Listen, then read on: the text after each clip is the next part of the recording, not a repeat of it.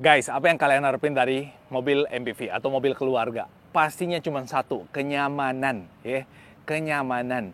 Dan di beberapa segmen mobil MPV yang ada di Indonesia, menurut saya salah satu yang paling nyaman di antara ada Mitsubishi Xpander ini. Seperti apa eksterior interiornya dan seperti apa ulasannya, kita bahas, ikutin sampai selesai.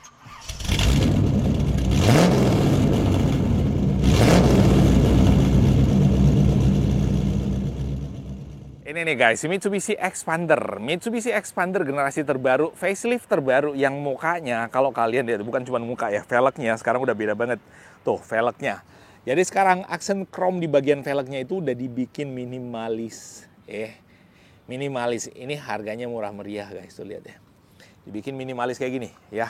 Varian Exit nih. Tuh lihat. Tuh. Varian Exit, bukan yang GLS ya, ini varian Exit. Lihat lampunya. Lampunya sebenarnya udah kurang lebih sama seperti yang ada di Ultimate, yang ada di bagian sebelah kanan ya. Di bagian depannya kalau kita lihat ya. Tuh. Ada yang Exit Tourer juga soalnya. Nah, yang ini yang Ultimate. Tuh lihat deh. Grillnya dibikin benar-benar beda. Nah, nih. Grillnya benar-benar dibikin beda. Beda kayak Mitsubishi Xpander generasi lama. Dan front under garnisnya untuk yang ini, yang manual ini dibikin warna hitam doff kayak gini. Ya kan, tuh kelihatan banget warna hitam doff, dan lampunya masih sama untuk lampunya. Jadi material lampunya masih sama generasi sebelumnya, tapi dia dibikin lebih galak lagi dengan aksen warna hitam di bagian samping-sampingnya. Ini benar-benar dibikin warna hitam loh ya. Dulu kan warnanya rada-rada silver gitu. Nah, sekarang benar-benar dibikin warna hitam. Tanpa modifikasi udah makin keren aja kayak gini, ya kan. Untuk velgnya juga dibikin sama kerennya. Nah, kurang apa lagi coba. Nah, terus fog lamp-nya ini karena dia varian yang murah, dia masih pakai bohlam biasa. Kalau yang ini dia udah pakai LED bos.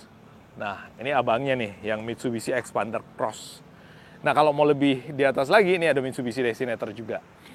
Nah, terus di bagian samping.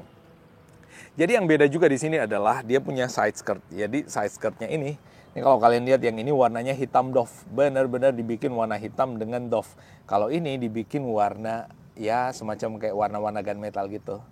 Jadi kelihatan lebih look saja.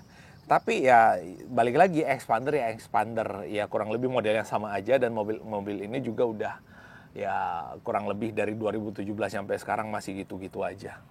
Belum ada pembaruan model, tapi menurut saya ya so far oke juga sebenarnya. Noh, di bagian belakang.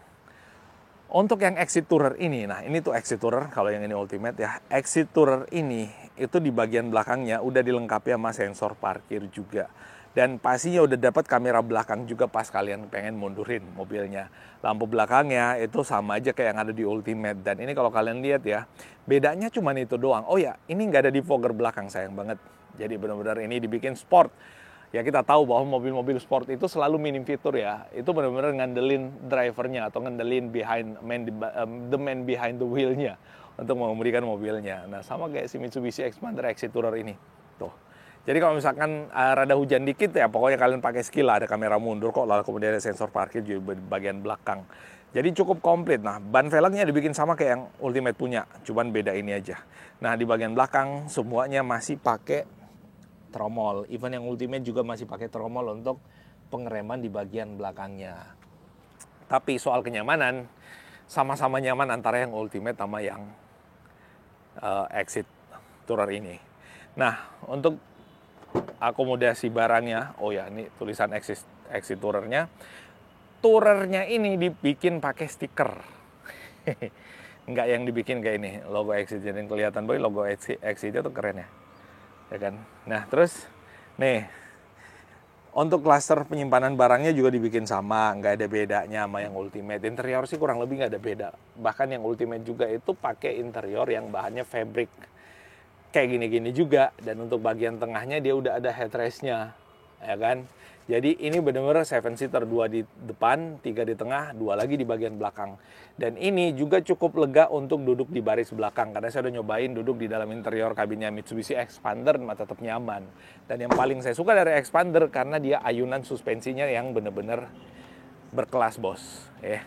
Ayunan suspensinya Xpander itu benar-benar beda kalau dibandingin sama mobil-mobil yang sejenis yang ada di kelasnya lah kurang lebih. Noh, keren banget ya. Menurut kalian gimana? Masih worth it membeli Expander di antara gempuran mobil-mobil generasi terbaru, apalagi mobil Cina? Tuliskan di kolom komentar ya di bawah. Kita masuk ke baris keduanya. Oh ya, by the way, kalau kalian beli Expander udah dapat kaca film dari ICU kayak gini. ICU. Tuh. Nah, untuk legroomnya udah kelihatan banget, lega banget di bagian bawah sini. Karena tuh ada lubangan yang kaki bisa masuk ke dalam. Dan ini joknya bahannya fabric. Justru karena fabric, jadi lebih berasa empuknya, bos. Jadi lebih berasa empuknya, lebih nyaman empuknya dibandingin nama yang bahan kulit. Tapi yang bahan kulit juga nggak tahu kenapa Mitsubishi itu pakai bahan kulit yang empuk juga.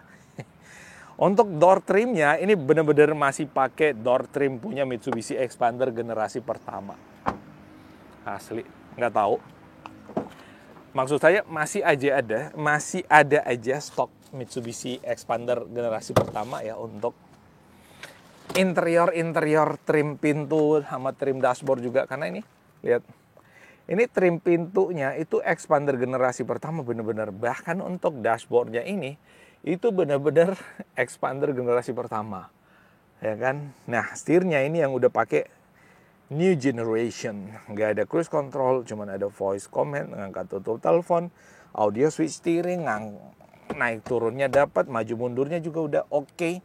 Nah, tuh speedometernya masih analog kayak gitu. Transmisinya CVT, dan ini transmisinya masih sama kayak, CVT, manual. Dan untuk gigi mundurnya masih ngangkat ring yang ada di bagian bawah. Ini perhatian ya, untuk kalian yang ketemu Expander manual, kalau mau mundurkan jangan langsung kiri depan. Itu masuk gigi 1, mesti ngangkat ini biar lebahnya bener-bener rebah banget. Baru kalian dorong depan, itu baru gigi mundur. Parking brake-nya banner-banner mekanikal kayak gini, tapi renyah rasanya. Tuh. Hehehe. Rasanya bener-bener renyah, bos, ya kan? Nah, tuh. Dashboardnya sih ya rada old school kalau dibandingin sama generasi terbaru si Mitsubishi Expander. Tapi menurut saya ini udah worth it banget kalau kalian sekedar kepengen mobil MPV yang nyaman.